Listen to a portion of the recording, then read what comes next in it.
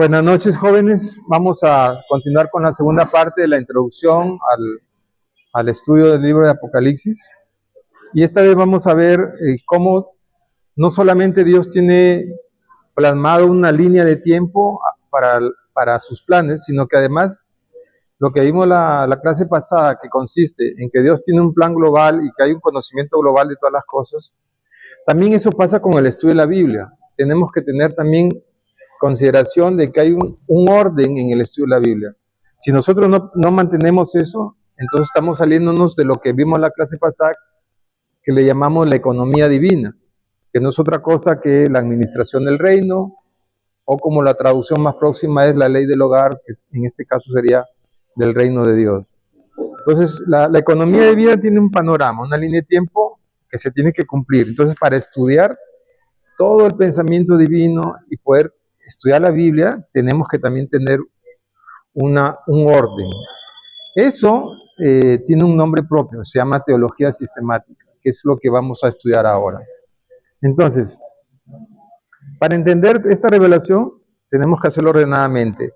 La primera teología que existe se llama teología exegética. ¿Qué es la teología exegética? La teología exegética empieza a estudiar las escrituras por autores. ¿Ya? Es lo primero que hace, separar por autores. Por ejemplo, cogemos a Pablo y Pablo ha hecho varios libros, las epístolas, y las ha hecho en distintos tiempos. Entonces cogemos a Pablo, estudiamos qué epístolas son primeras, cuáles son segundas, cuáles hizo en la cárcel, cuáles hizo en Jerusalén o fuera de Jerusalén. Entonces vamos haciéndolo por partes. Luego corresponde ir propiamente a sus libros. Por ejemplo, tomamos Romanos. Y en Romanos, la exégesis me obliga a hacer primero por las perícopas, que son los temas dentro del libro de Romanos. Después podemos estar por capítulos, de ahí viene el estudio por versículos, de ahí viene el estudio por frases, hasta el punto de estudiar palabras. Eso es lo que hace la teología exegética. Entonces viene autores, libros, perícopas, capítulos, versículos, frases y aún palabras, ¿no? Eso es un estudio ordenado y eso se llama exégesis. Además se añade el contexto. ¿Cuál es la idea que tiene el autor para hablar de eso que está hablando? Y entonces, siguiendo el ejemplo de Pablo, hemos estudiado todo eso, nosotros le llamamos la teología paulina. Luego cogemos a Pedro y también vemos cuántas epístolas escribió Pedro, en qué momento, vemos los temas de Pedro, capítulos de cada carta, y el estudio, el exégesis y todo eso se llama teología de Pedro, ¿no? Y así sucesivamente, también Juan y todos los demás estudiosos o autores de las escrituras, ¿no? Sumando todo lo que haciendo exégesis de todos los autores, de sus ideas, de su contexto, si sumamos todo, sale la teología conocida como teología neotestamentaria. ¿Ya? Y si sumamos la teología neotestamentaria y hacemos lo mismo con el Antiguo Testamento, también va a surgir la teología veterotestamentaria o teología del Antiguo Testamento.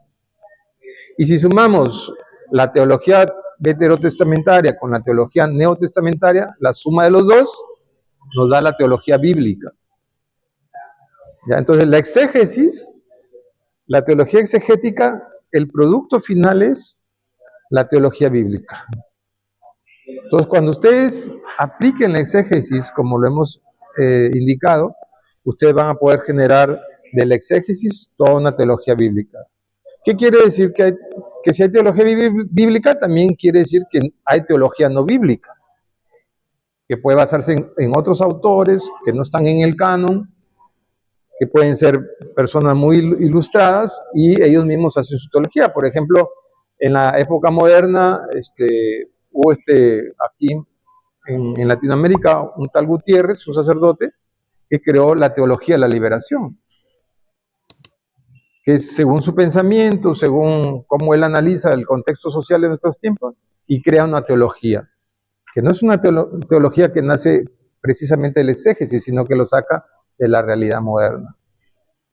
Pero cuando nosotros tomamos como punto de partida la Biblia y hacemos exégesis, el producto final es la teología bíblica, pasando por todos los temas que hemos estudiado, ¿verdad? Entonces, es el gran grueso y el gran orden que se aplica para entender la teología bíblica. Pero además está la teología dogmática. La palabra dogma aparece por primera vez cuando en el primer concilio de Jerusalén los apóstoles que todavía existían en ese momento le ordenan a Pablo lo que tenían que hacer los gentiles. Están hechos en el libro de los Hechos. Y le dicen, vamos a darte solamente esta ordenanza para los gentiles. Esa palabra ordenanza en el griego es la palabra que sí aparece como dogma. Ahí por primera vez aparece esa palabra dogma. No aparece a lo largo de la traducción al español, no aparece como dogma, sino aparece como mandato, como ordenanza. Pero el nombre propio es que hay una teología dogmática. ¿Y qué es la teología dogmática? Así como la teología exegética estudiaba por temas, por autores, la teología dogmática va a estudiar toda la revelación por temas. Por ejemplo, a la teología dogmática le interesa quién es Dios, el plan de Dios, la creación de Dios, los ángeles, el diablo, los demonios, el hombre, la caída, el pecado, la salvación, Cristo, el Espíritu Santo, la iglesia, las últimas cosas. Esos son los grandes temas bíblicos. Entonces, ¿cómo estudiamos esos grandes temas bíblicos?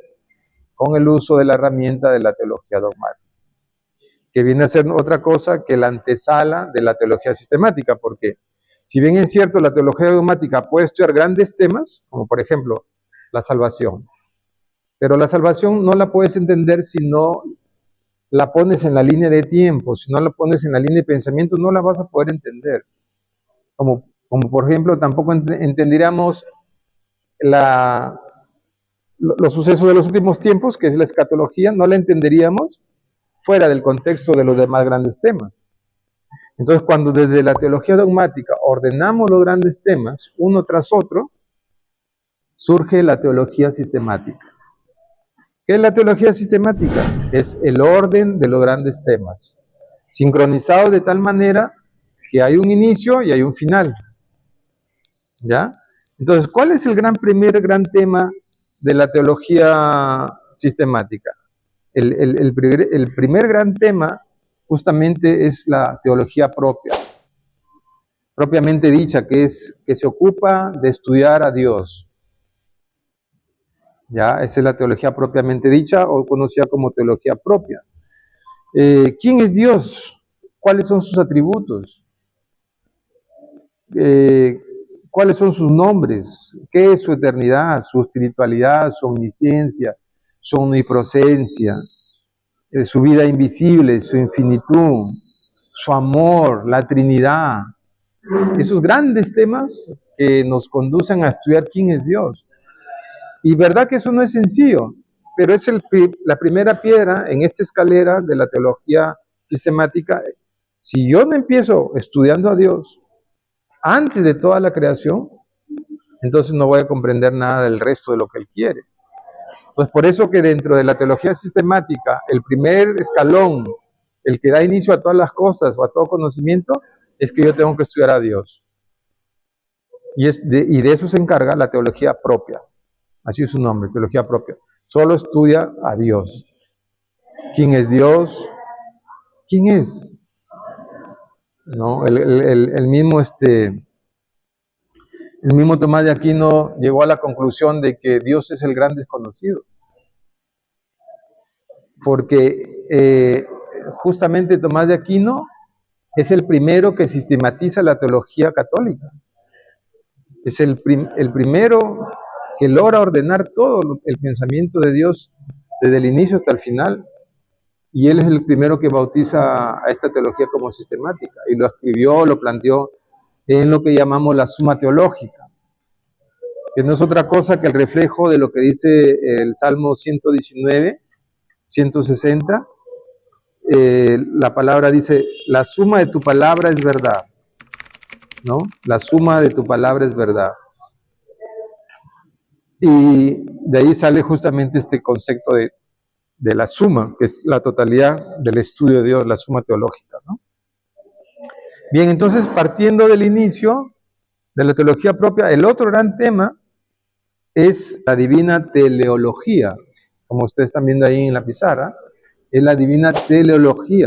¿Cuál es la voluntad de Dios en la existencia? No solo de nosotros, sino en la existencia de todo el mundo creado, de todo el mundo material. ¿Cuál es su voluntad? ¿Cuál es su propósito? ¿Cuál es el programa exacto para que ese propósito se cumpla en el futuro?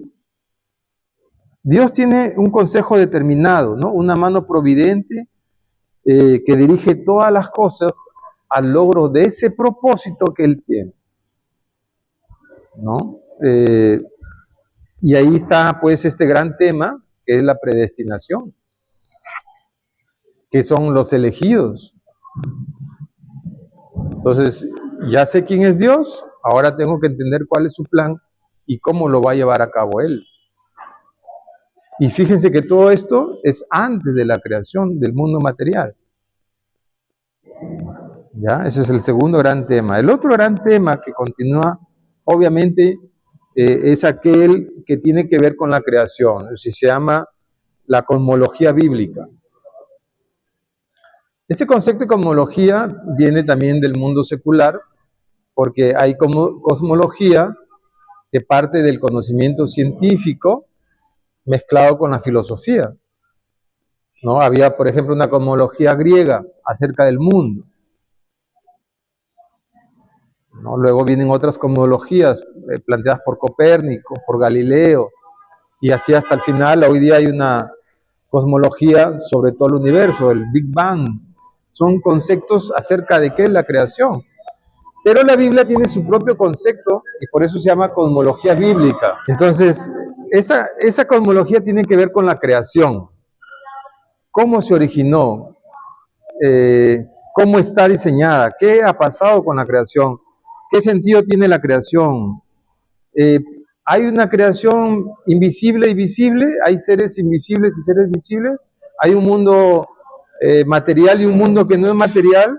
¿Cómo es que Dios sostiene esa creación? ¿Cómo es que Dios es la causa de todo?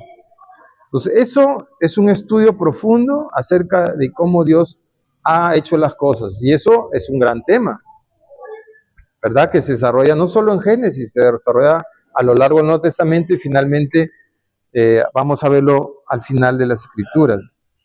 Terminado ese gran tema, vamos viendo Dios, quién es Dios, sus planes, la creación. ¿Y cuál sería el otro gran tema que sigue?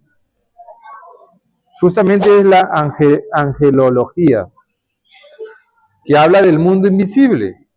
Ustedes saben muy bien que las Escrituras hablan de seres que nosotros no podemos ver, que justamente son los ángeles, ¿verdad? Dice la palabra de Dios que hay ejércitos que son dirigidos en los cielos por Dios. Bueno, eso requiere un estudio profundo, y en la teología, dentro de la teología sistemática que se encarga del estudio de los ángeles, es justamente la angelología, ¿no?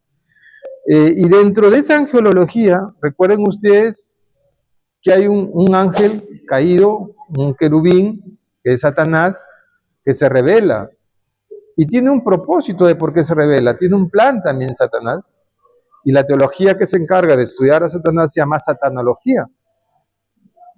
Pero no solamente Satanás se revela la tercera parte de ese mundo invisible, ¿verdad?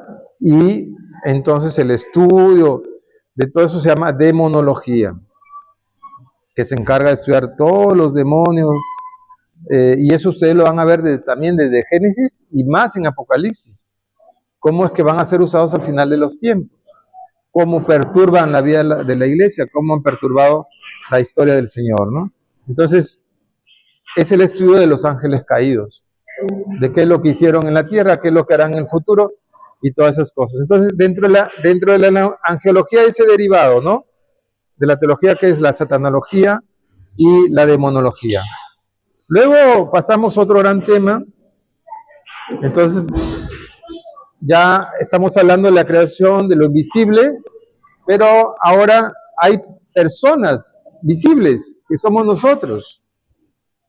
Y eso se llama antropología bíblica. De la misma manera, está la antropología secular, que estudia al hombre desde la perspectiva del humanismo, de las ciencias sociales, de la filosofía, y trata de una explicación acerca del ser humano, ¿no? El existencialismo tiene una propuesta sobre el ser humano. Pero en el caso nuestro, durante el desarrollo de la teología sistemática, existe lo que llamamos antropología bíblica, que no es otra cosa que estudiar al hombre.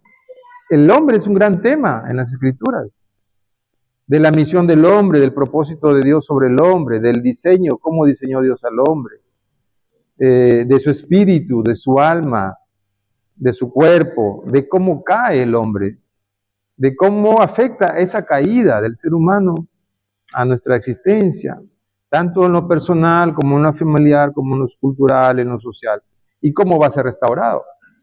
Entonces fíjense que la antropología bíblica es un tema muy denso para entender al ser humano. No es sencillo y por eso la teología sistemática requiere de todo un tema concentrarse aquí en el tema de la antropología bíblica, ¿no? Luego de eso viene el otro gran tema que tiene que ver con el pecado o la caída. Se llama amarteología porque procede de una palabra griega, que es la palabra amartía o pecado, ¿no? Y que habla de cómo, por qué el hombre ha caído, por qué el hombre es un ser pecador, por qué el hombre está separado de la gloria de Dios, ¿no? ¿Y qué es lo que produce el pecado en el ser humano? Entonces, ese es el otro gran tema. Y fíjense que si este tema no se comprende bien, pueden surgir conceptos tan controvertidos como, por ejemplo, decir que el hombre no tiene pecado, ¿no? O distintas posiciones sobre el pecado original, o distintas posiciones sobre la naturaleza del pecado. Por ejemplo, hay otras teologías como la teología hindú, que considera el pecado como una etapa superable por la muerte y la resurrección continua. Es una teología totalmente distinta a la teología bíblica, ¿no? Es muy distinto a lo que la martiología dice. En este gran tema, nosotros vamos a entender, o ya venimos entendiendo, porque estamos haciendo una revisión rápida, de que el pecado produce una destrucción en el ser humano. Nos destruye el pecado. Entonces es otro gran tema. Finalmente de la amartología, luego viene la soteriología, que es cómo Dios soluciona este problema. ¿Cómo Dios soluciona el problema del pecado? Y aquí viene el gran tema de la salvación. ¿Ya? La palabra griega sotería, no soltería, sino sotería, significa salvación. Y por eso la teología que se encarga de estudiar este gran tema de la salvación se le conoce como soteriología. Dentro de este gran tema o gran parte de la teología sistemática hay otros dos. Está ahí en primer lugar, y creo que el tema central también de casi toda la escritura es la cristología.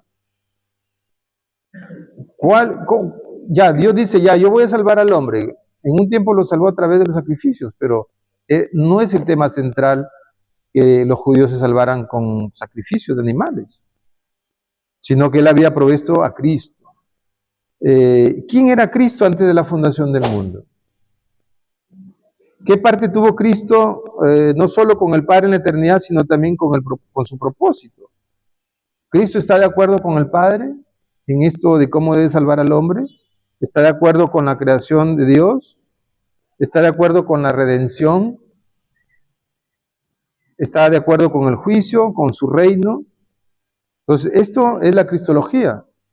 Es un gran tema muy central, porque recuerden que el Nuevo Testamento se centra en Jesucristo y el Antiguo también, pero de manera más específica el Nuevo Testamento que centra todo en Cristo Jesús, ¿no? La palabra kenosis por ejemplo, que significa la encarnación o despojamiento, es materia de estudio, ¿no? ¿Por qué Cristo, siendo Dios, se despoja a sí mismo de su divinidad y se convierte en un hombre? ¿Ya? Eso se ve en la cristología. Su concepción, ¿por qué tuvo que nacer de una mujer virgen? ¿No? ¿Por qué su gestación? ¿Cómo fue su nacimiento? ¿Cómo creció en estatura y en gracia y sabiduría? ¿Cómo es que muere? ¿Cómo es que resucita? ¿Cómo es que asciende? ¿Qué está haciendo en los cielos? ¿Cómo va a ser su segunda venida? Pues todo eso lo encierra la cristología. Se van dando cuenta de que cuando vamos uniendo esos grandes temas, entonces todo el conocimiento de la Biblia va tomando sentido para nosotros. Dentro de la misma soteriología, el otro gran tema, después de la cristología, es la neumatología, como se escribe ahí con P, que tiene que ver con el Espíritu Santo. La palabra neuma, que significa viento, espíritu, es el que da nombre a esta parte de la teología, ¿no? Y ustedes saben, pues el Espíritu Santo es una persona, no es una energía, como enseñan muchas religiones orientales, hablan de que Dios es una energía, pero nosotros sabemos que el Espíritu Santo es una persona, ¿no? Es una persona con sentimientos, con pensamientos, que nos conduce, pero es invisible, tiene un rol, un propósito, es el que levanta la iglesia, el que nos conduce, el que nos sostiene hasta ahora. Entonces es un gran tema, estudiar el Espíritu Santo es todo un gran tema. Finalmente, pues nos vamos acercando a lo que Mateo 22:2 dice: el reino de los cielos es semejante a un rey que hizo fiesta de bodas a su hijo, ¿no? Si Cristo es el centro de todo, ahora aparece el gran tema de la iglesia. Nosotros somos la novia, somos el cuerpo de Cristo, somos su esposa. Entonces, si todo gira en torno a Cristo, ¿dónde entra la iglesia? Y aquí es donde entra la iglesia. Y el otro gran tema de la teología sistemática es la iglesia. Y la teología que se encarga de eso se llama eclesiología. Hay eclesiología bíblica, que está basada en la teología bíblica que ya hemos visto, y también hay eclesiología que no es bíblica. Por ejemplo, la Iglesia Católica tiene su propia eclesiología, distinta a la eclesiología bíblica. ¿Ya? Entonces,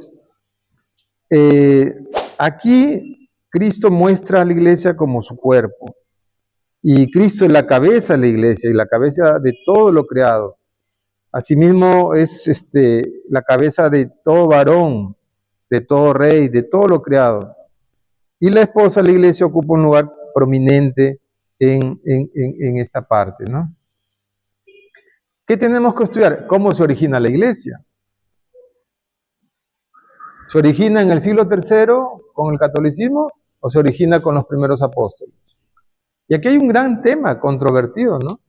Los católicos afirman que ellos vienen directamente de los apóstoles, pero sabemos por la historia que la Iglesia Católica surge recién en el siglo III. ¿Y qué pasó en esos 3 primeros siglos? ¿Hay vestigios históricos de eso? La Iglesia protestante, ¿dónde nace? ¿En qué siglo? ¿Viene de la católica o viene de los primeros padres? Entonces, eso se requiere también de un estudio, porque tenemos que identificarnos con quiénes somos nosotros. Recuerden que después del movimiento protestante viene el tema de la iglesia evangélica como tal en los tiempos contemporáneos, ¿no? Cómo han subsistido grandes iglesias después del protestantismo, cómo aparecen los bautistas, los anglicanos, pues todo un tema, eso es eclesiología. Hay eclesiología histórica también que se encarga de estudiar cómo la iglesia ha venido evolucionando a lo largo del tiempo, ¿no? ¿Cómo se administra la iglesia? ¿Cómo se debe administrar la iglesia? Se debe administrar con un sínodo, con un concilio, de forma vertical, de forma horizontal. ¿Quiénes son los líderes de la iglesia? ¿Cuáles son las funciones dentro de la iglesia? ¿Cuáles son los sacramentos? Etcétera, etcétera, etcétera, ¿no? Eso es el gran tema, entonces, de la eclesiología. Finalmente llegamos a la parte final de la teología sistemática, y que es el futuro inminente. Ese gran tema se llama escatología. ¿Ya? Esta escatología obviamente es una escatología bíblica, porque hay escatologías no bíblicas. Hay gente que hace escatología, que significa lo que va a ocurrir en los últimos tiempos, como por ejemplo partiendo de profecía de Nostradamus, ¿no? Y es una escatología que no tiene nada que ver con la escatología bíblica. Entonces la escatología bíblica lo que hace es coger todo lo que ha pasado antes, con el estudio de la teología sistemática, y sobre todos esos peldaños que hemos recorrido, recién va a decir qué es lo que va a suceder. Es decir, en esta parte final justamente está el libro Apocalipsis. Yo no puedo comprender Apocalipsis si primero no he comprendido todo lo anterior. Y ese es el gran problema de muchas personas que se atreven a hacer escatología sin considerar el orden de la teología sistemática. Entonces, cuando uno agarra y saca de contexto Apocalipsis, uno puede interpretar cualquier cosa. Entonces, justamente en la parte final, el libro Apocalipsis cobra una importancia relevante.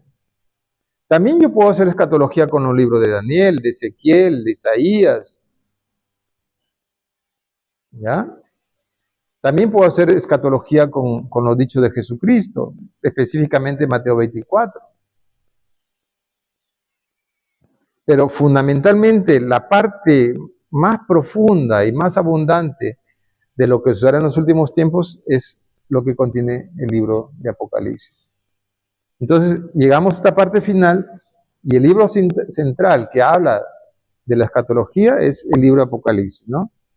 Que es el que corona todo el conocimiento, es el que completa todo desde antes de la creación del mundo. Justamente aquí se cumple y aquí se explica. Por eso le dije antes de todo esto, de que cuando nosotros estudiamos Apocalipsis, vamos a tener que hacer un recorrido de todo. Y por eso sirve como un pretexto para hacer un estudio de toda la Biblia. Obviamente, por cuestiones de tiempo, no vamos a poder meternos en todos los temas profundamente, pero vamos a tener una línea general, un pensamiento general de cómo sucederá el final de los tiempos. Y eso es lo que vamos a hacer propiamente. Dentro de la teología sistemática, nuestro estudio de Apocalipsis va a ser la escatología. Y ahí es donde nos vamos a detener, ahí vamos a estudiar usando las herramientas del exégesis, vamos a usar las herramientas de la teología sistemática y vamos a llegar a conclusiones que van en concordancia con todos los aspectos de la teología sistemática. Yo no me puedo salir de eso. O sea, no puedo llegar a una conclusión que va en contra, por ejemplo, del pecado, de lo que llamamos armateología. Yo no me puedo ir en contra de eso. No me puedo ir en contra de los principios de la eclesiología. Por ejemplo, le doy un ejemplo. Hay gente que dice que hay dos raptos. Pero no hay dos raptos, hay un solo rapto. Porque Cristo va a juzgar a una sola iglesia. Un concepto que choca, por ejemplo, dice, no, primero rapta a los mejores cristianos y a los otros se quedan. La iglesia es una sola. Si hay un cristiano que está haciendo una mala vida personal, pues para eso hay juicio, para eso hay tribunal de Cristo. El rapto es para toda la iglesia, porque eso es lo que la eclesiología enseña, que la iglesia es un solo cuerpo. Pablo dice, hay cristianos carnales y hay cristianos espirituales, pero ambos son cristianos y ambos son el cuerpo de Cristo. Entonces el rapto es para todo el cuerpo de Cristo. No es para unos mejores y otros peores, y los peores se quedan y los buenos se van. Eso choca con los principios de la eclesiología. Pero sin embargo, como se aísla, entonces ocurren esas malas interpretaciones de lo que significa el rapto. Entonces, hay varias cosas que vamos a ir descubriendo y aprendiendo que son verdades porque coinciden con el resto de los grandes temas. Y eso es lo que empezaremos a hacer a partir de la próxima clase. En la próxima clase ya vamos a meternos al tema del autor. Y así hasta que terminemos esta parte introductoria y recién nos metamos de lleno al estudio propiamente del Apocalipsis.